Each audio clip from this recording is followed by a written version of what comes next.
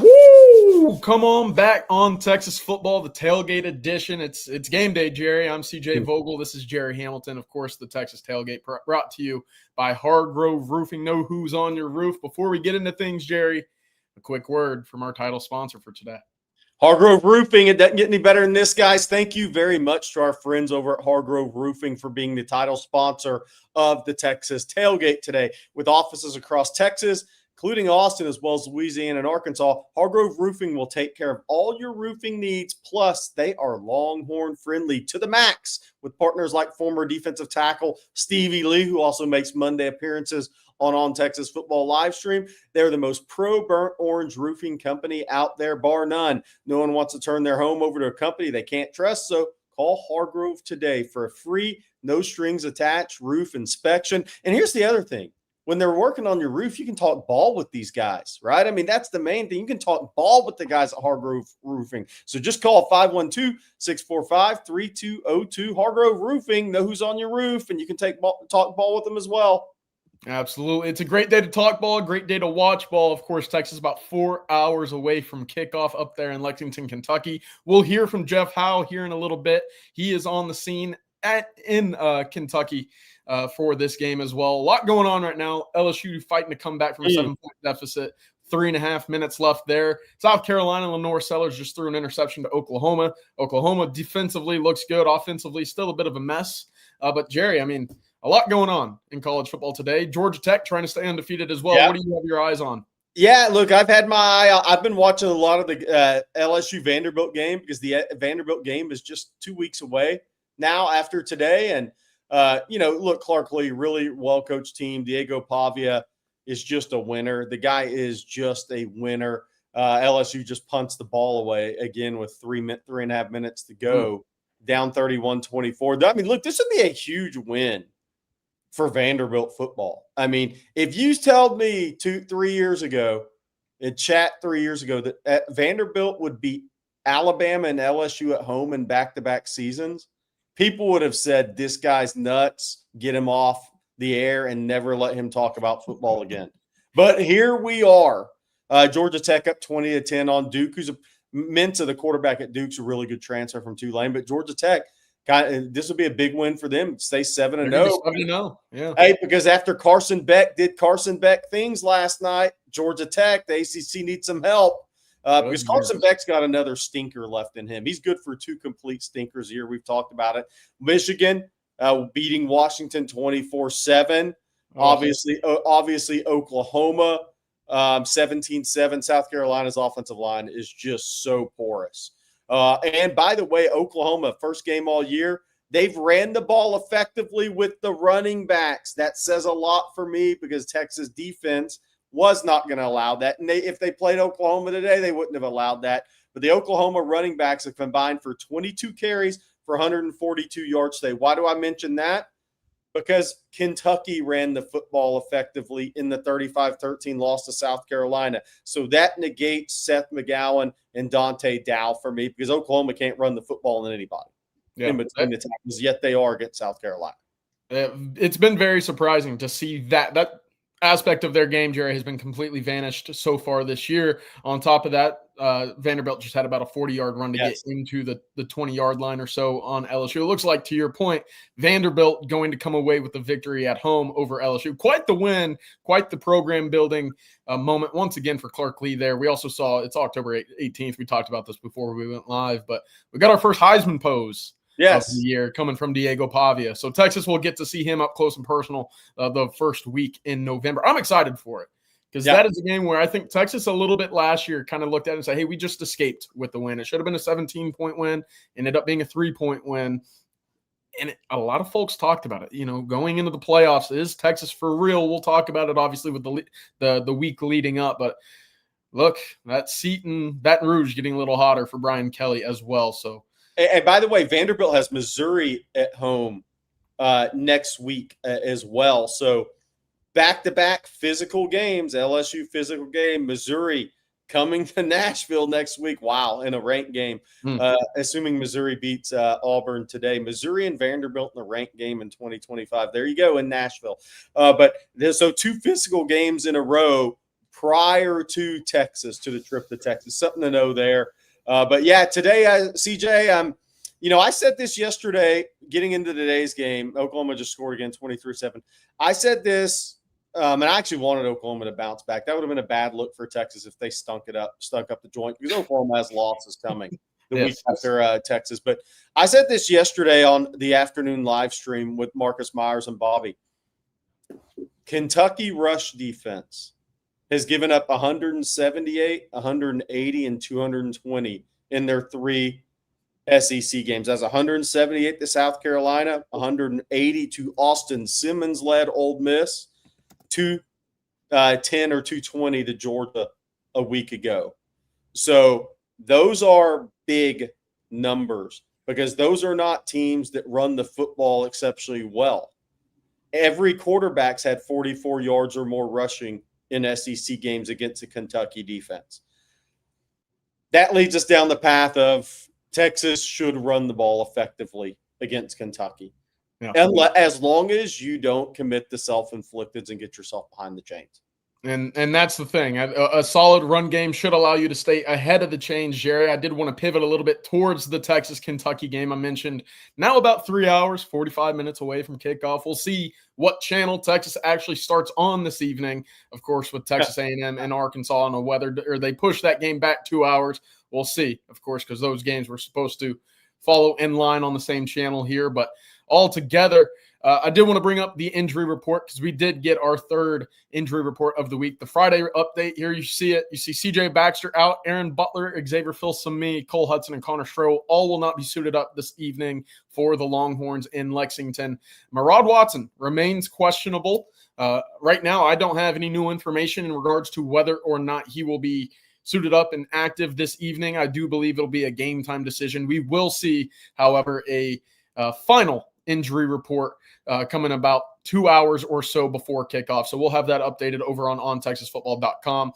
That looks like Vanderbilt can knee out this clock, by the way. They just got a first down on the 2-yard line. But, Jerry, real quick, give me your thoughts on the injury report and where some of the big impactful moments are from what we see up here. Yeah, so the big thing for me is left guard.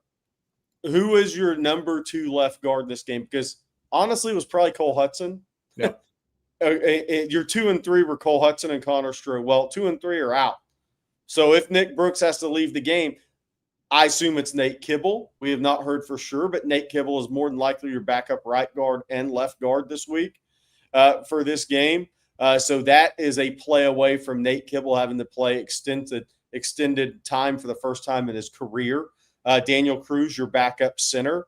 So if something happened with Connor Robertson, Daniel Cruz, first extended action would be on the road in SEC play. So some youth a play away for Texas State on the offensive line. With C.J. Baxter out, I think we as long as Texas stays ahead of chains and does not revert back to the self-inflicted drive killers that they did have for most of the season, then you should see more James Simon today, I think, against Kentucky. The question I have, CJ, is will we see, we've seen in some pony package Ryan Niblett. Yeah. Could we see Michael Terry in a pony package as a pass catcher? Not as necessarily as a runner, but as a pass. Does Sark introduce something new today? Yeah. With Michael Terry? I don't think he's going to be taking handoffs, not with Trey Wisner and James Simon and Christian Clark there. But could you see him in the passing game? That's something I'm kind of interested to see, because since we've seen Ryan Niblett in the pony package, would it totally shock you if we saw Michael Terry in a pony package at some point in this game? I do like where your head is going. Of course, wide receiver is where Texas, had him originally. We heard about the move to the running back room late last week. And of course, Sark confirmed that in his Monday press conference. So you might be onto something there, Jerry. Now, the big thing for me, and with this running back room specifically, without C.J. Baxter once again, how do you remain unpredictable with your personnel? On top of that, can you provide anything in the pass protection game with these running backs? Hasn't necessarily been a strength of these guys so far this year. In Texas, of course, going on the road, playing an SEC opponent, that any and all protection is beneficial to your quarterback. But that's where we'll go next, Jerry. I did want to talk a little bit about Arch Manning, but before we get there, a quick word about IP Vanish, another one of our great sponsors for today's tailgate. Yeah, absolutely. IP Vanish. I can tell you all about IP Vanish. Let's talk about IP Vanish. Nothing kills game day like a blackout or blocked live stream. We've all been there. IP Vanish VPN keeps your connection private so you can bypass restrictions and watch securely, even on public Wi-Fi. And there's more. With IP Vanish, you also get secure browser that blocks trackers, malware, and viruses, plus 1 terabyte of cloud storage to back up your files. Very important. That means your streaming stays private, your browsing is protected, and your files are always safe. Right now, On Texas Football listeners can save 83%, just a little over $2 a month for all-in-one protection. Go to ipvanish.com/On Texas Football. That's ipvanish.com/On Texas Football, or follow a link in the description on this episode of On Texas Football. Well, good deal. Thank you again to IP Vanish for sponsoring today's episode of On Texas Football. Jerry, Vanderbilt's coming away with the victory. We're going to bit of a clearer picture of the SEC championship game. Texas obviously has to take care of business this evening as well, and that starts with the quarterback. You mentioned a little bit about that offensive line. You mentioned a little bit about that running game. But give me your thoughts about Arch. We saw a step forward last week in Dallas against Oklahoma. Does that continue for the Texas offense, and more specifically Arch Manning? Yeah, look, I think as long as Texas plays a clean game, again, I keep going back to, is Texas going to build on? Are we going to start to see some consistency game to game against Power 4 opponents for this Texas offense, CJ? Staying ahead of the chains, not the self-inflicted, right? Nick Brooks should have got that out of the way, and there should be some nerves when your first career starts against Oklahoma. But without Cole Hudson, communication, this is Connor Robertson's first career start. I mean, it's on the road in SEC play. So communication is huge pre-snap. But if Connor Robertson passes that test along with Nick Brooks, because he has some pressure on – Connor has some pressure to communicate with Nick Brooks very cleanly in this game. I think DJ Campbell's okay. I think the right side will be okay. But it's really Nick Brooks out to then Trevor Gooseby. But as long as they can stay ahead of the chains, I think Arch will build upon this. Because, look, quarterback run game. Like we mentioned at the start of this show, Austin Simmons and Sellers is a different cat, right? Gunnar Stockton, they all had 45-plus yards rushing from the quarterback position against Kentucky. So I think Sark's scheme, I think the wide receivers getting healthier, getting more continuity. I think the tight ends are coming along.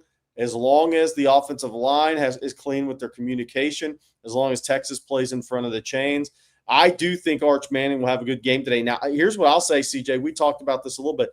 Their safeties are actually really good players. Yes, now, that doesn't mean they don't give up pass yards, because they're not very good as a whole defensively. But J.Q. Hardaway and the other kid who has 8 or 9 career interceptions, they're good at safety, and they're big physical kids, guys that will have careers after college football. And one of their corners has a couple interceptions, Bryant, this year as well. They're pretty solid in the secondary, especially at safety. So Arch has to be protective with the football, because they do have playmakers on that back end. So anything deep, late deep are probably not going to be good plays in this game. But I think as long as he plays a smart game today and Texas can play ahead of the chains, I like where Arch Manning is going. CJ, what about you for this game? When you're this week in your prep, and we're trying to get Jeff Howe connected. There's having some issues in the stadium right now, so I'm not sure he's be able to join us. But we're trying here. What were some of your takeaways from prep this week for this game? What stood out to you about Kentucky, maybe offensively and defensively? Yeah, I was going to build a little bit about what you were talking about with Arch Manning there. We've seen the off-script, late throws over the middle, and they were successful a week ago. But against those talented safeties, we'll see, of course, if that is something that he can replicate.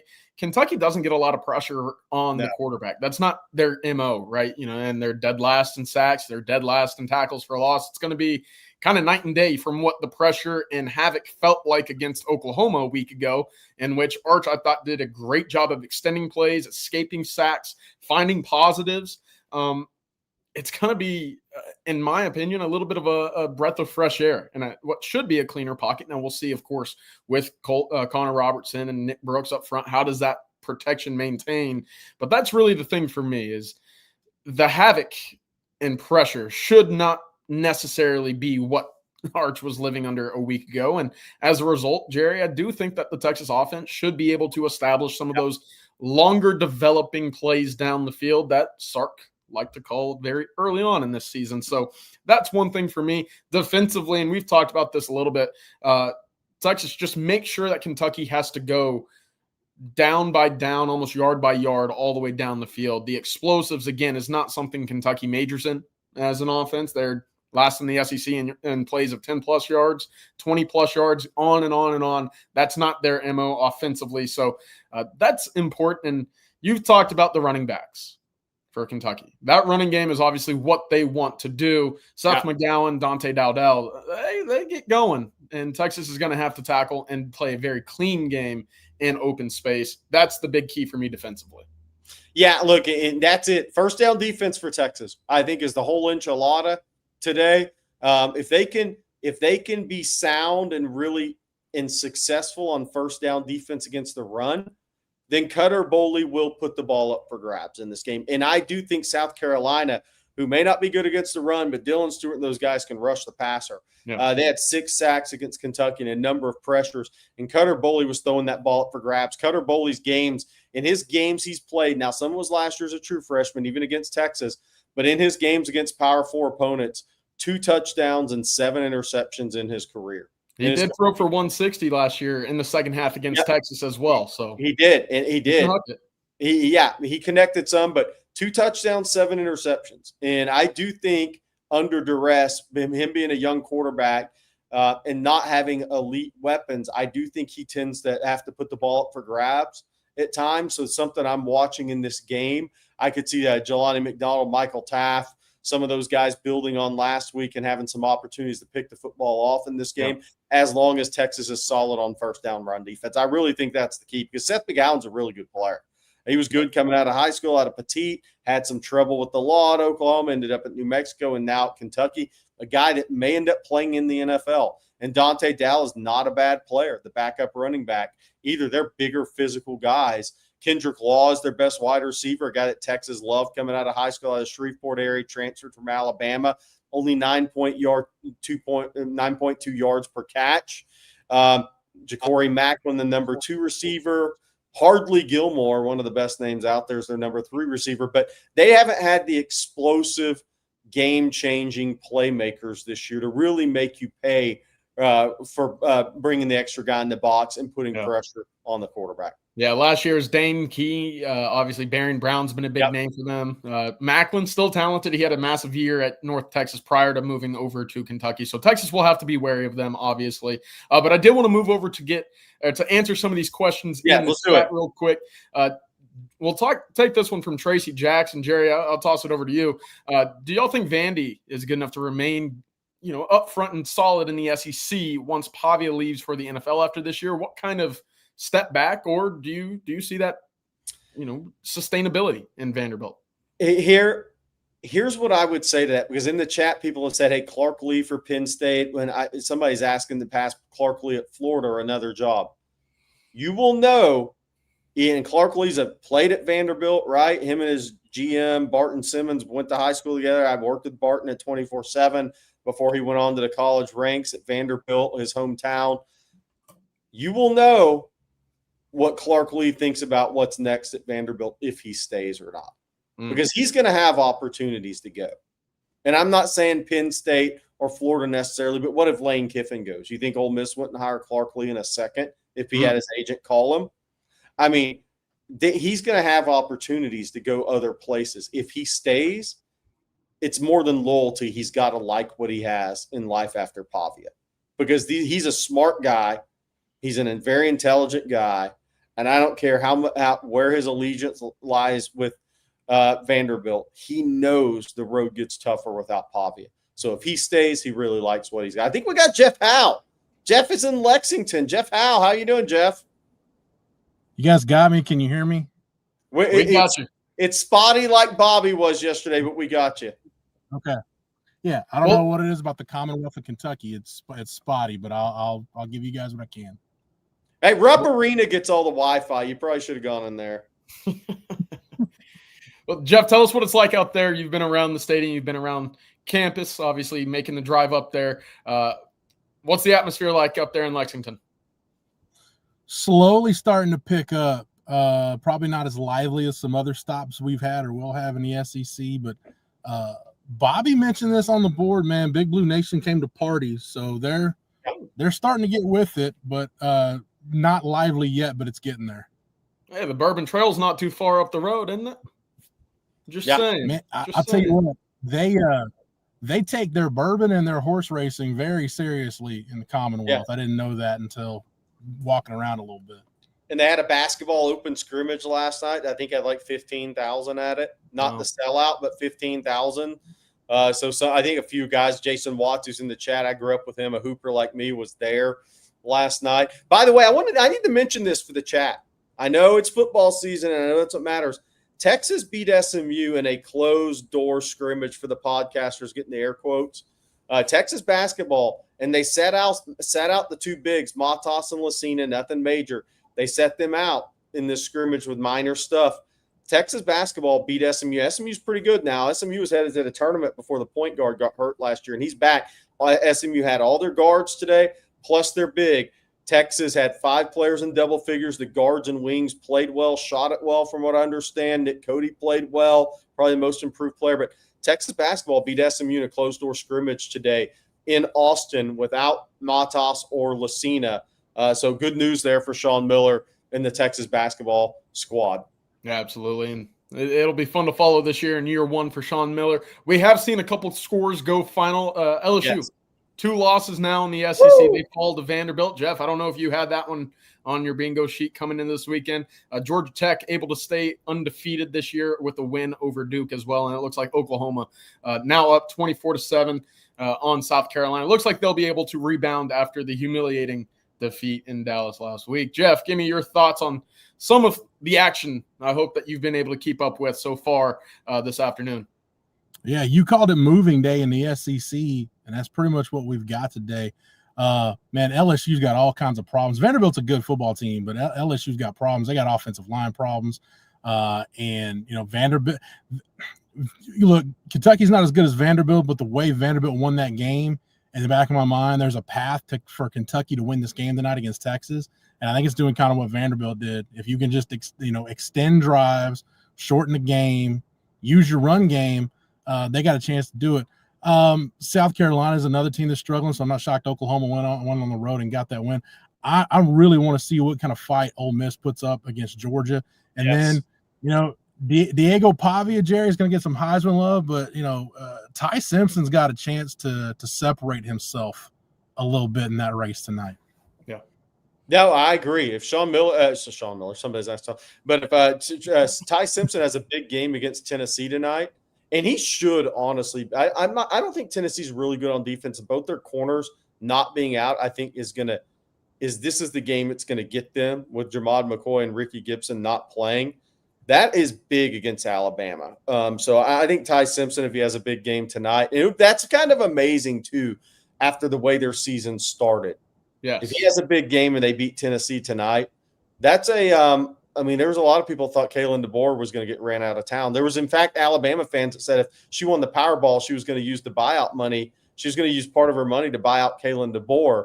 And if they win tonight, great track to getting back into the college football playoff. The fire's been put out if that's the case. Yeah, I guess actually it's not, because you're using that fire to then light the cigars, Jerry. Yeah. Then they can start passing the collection plate for NIL instead of Powerball money to buy coaches out. But by the way, TCU up on Baylor 35-21. That game is delayed.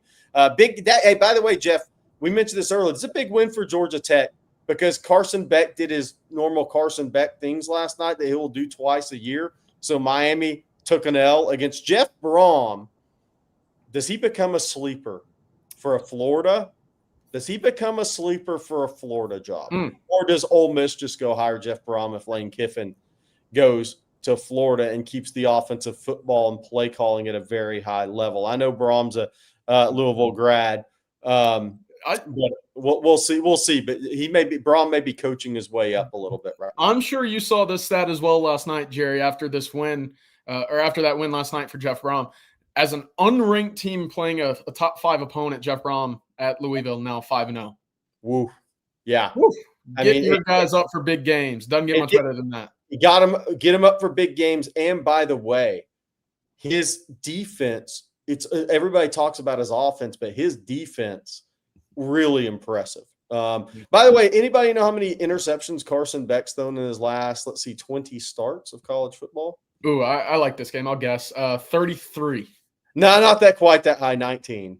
Ooh, 19. I think it's the number 19, and maybe 19 games.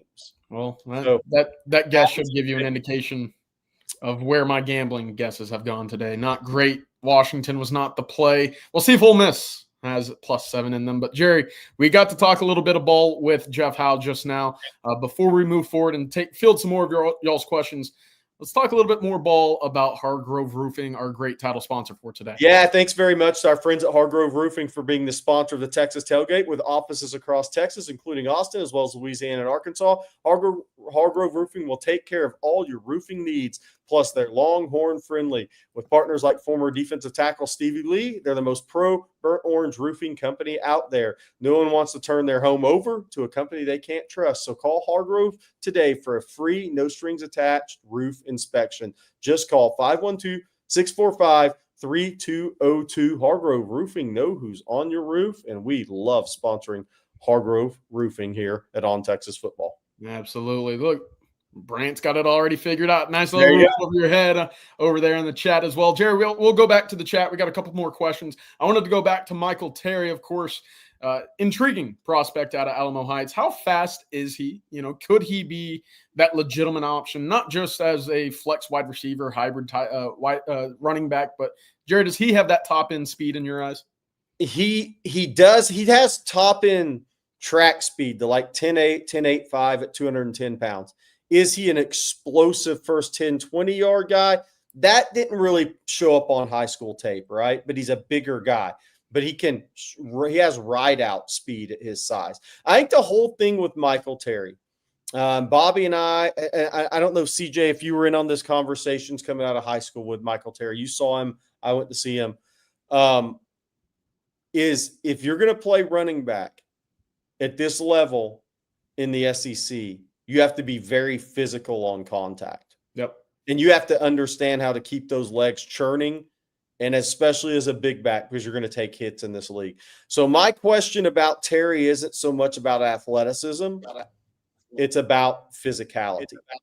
You have to bring physicality in this league as a running back. Bottom line, especially if you're big back and your body's going to take hits. So that's my question with Michael Terry. I don't think he's ever been tested truly physically.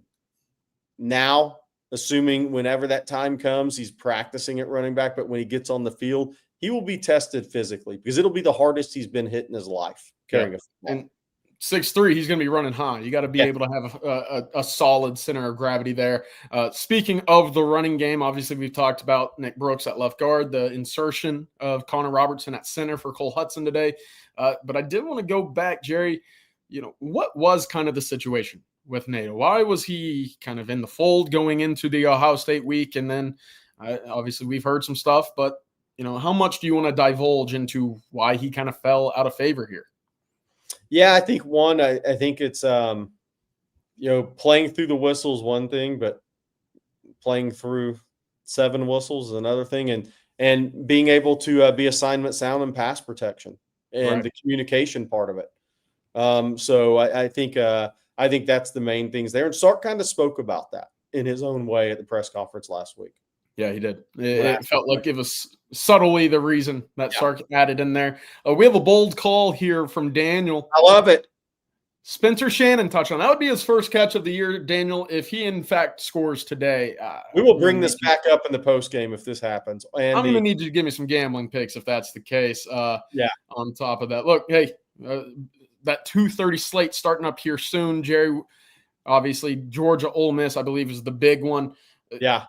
Is this a game where you kind of look at and say Ole Miss could kind of etch themselves as a true legitimate national championship contender if they come away with a win? That I don't know about national title contender, but playoffs for sure. But if Lane Kiffin wins in Athens today, Florida's going to pay him $12 million a year. Yeah. To be the coach of the Gators. I mean, let's be real. This is the ultimate for Lane Kiffin in Florida right here. If he wins in between the hedges today, I don't know on Ole Miss. I think Georgia's physicality may be a little bit much in this game. But again, people in the chat said Georgia could easily be 4-2 or 3-3 this year. And that is the truth for this Georgia team. Yeah. This is not Georgia of 21-22. We talked about it even last year. We talked about it. They're a little younger on defense. They just lost some great players on defense too. And they lost their entire defensive front. And I know Christian Miller's really good, but last year he was a really good piece to that line. He has to be the guy this year. And youth around him, because Tyrone Ingram Dawkins going pro a year before they thought he would at Georgia. That one surprised him, I think, a little bit. So they're young. Their linebackers are really good. Those are the matchups I'm watching today for Georgia. If Ole Miss can't run the football at all, Tristan Chambliss will be up against it a little bit today, even though Georgia's not a great pass rushing team.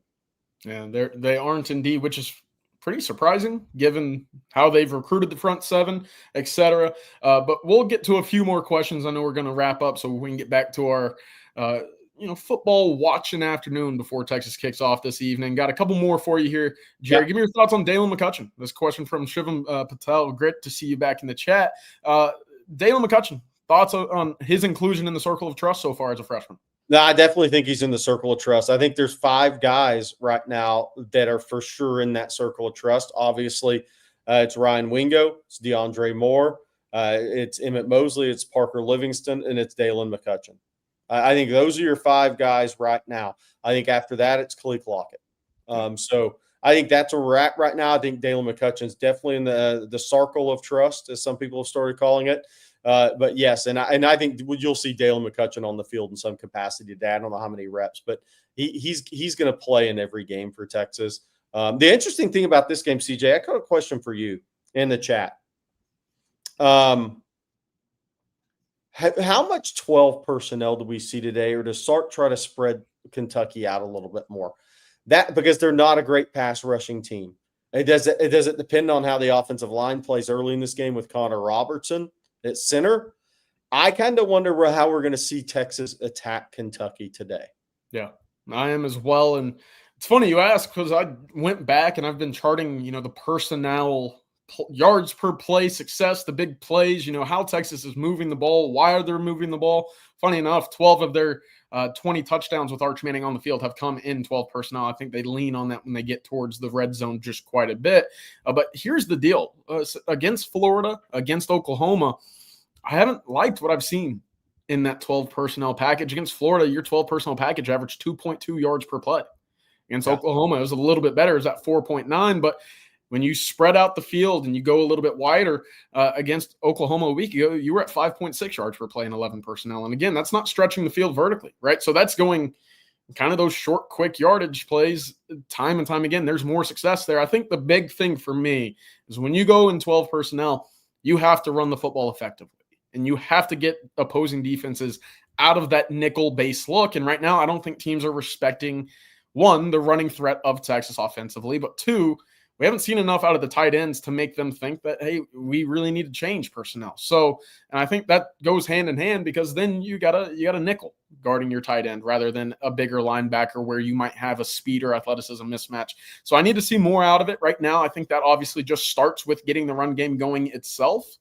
But right now, I want to see Texas start to spread the field a little bit more, use some of those athletes that maybe we feel like it hasn't necessarily shown up because of a lack of 11 personnel or the big explosives. So that's kind of where my rant ends. But altogether, let's see what that running game looks like before just start throwing out 12 personnel accusations any further, Jerry.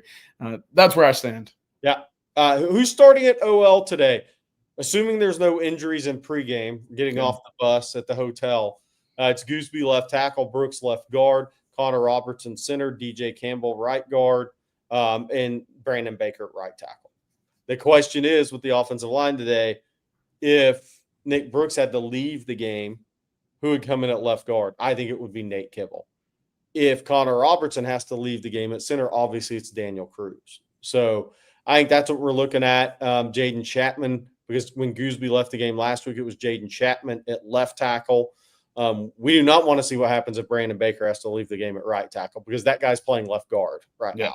Yeah. So probably bring in Nate Kibble and kick Brooks out the right tackle, which is not ideal for a young guy who's just starting to settle into one position. So hopefully we don't have to go down that path. Yeah, I totally agree, and that obviously would change a bit of the line movement as well, Jerry. I wanted to get to that. Texas came into this weekend about a 12.5-point favorite over Kentucky. There's been some movement. Obviously, it's kind of hovered around there, but some back and forth. You see it here. Still at 12.5, 44.5 is the total. Does that surprise you at all, going on the road as a 2-touchdown favorite? I think South Carolina is showing us that Kentucky's not a good team. So that is part of this line. I think Vegas is really smart. It feels like a big number considering Kentucky tends to play ranked opponents pretty well at home. They've been blown out by some, but every year they've played people tight, right? Even Ole Miss this year, 30-23.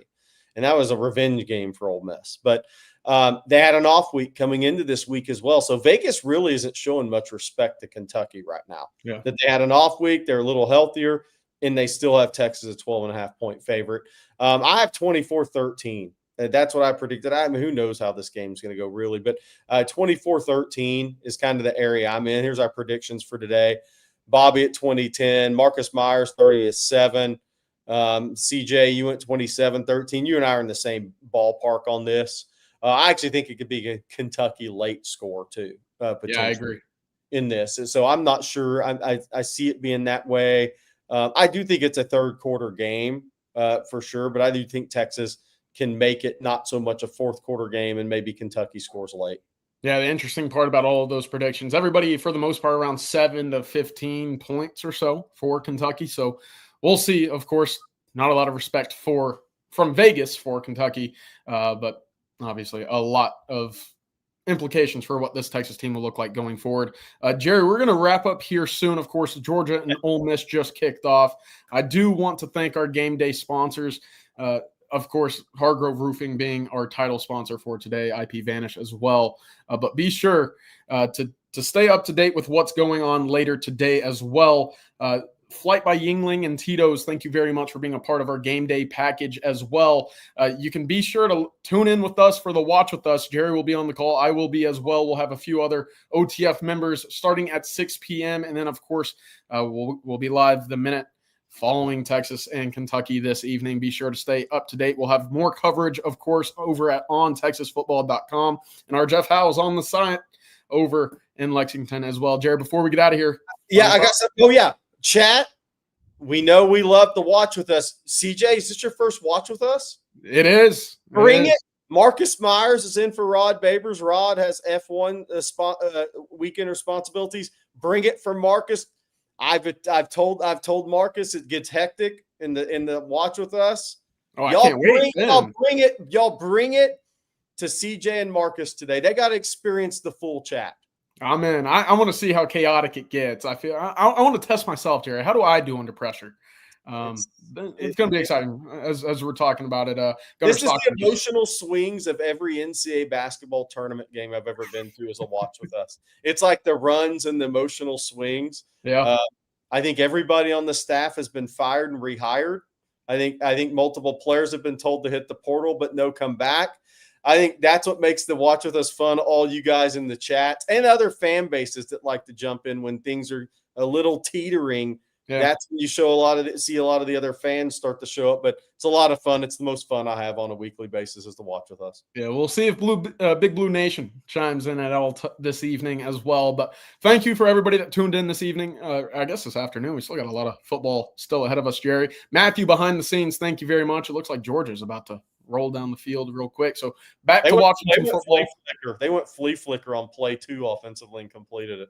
I like it. If it works, it works. So we will see y'all this evening for the watch with us. Thank you once again, and y'all have a great Saturday. You only get one of these a weekend. Welcome.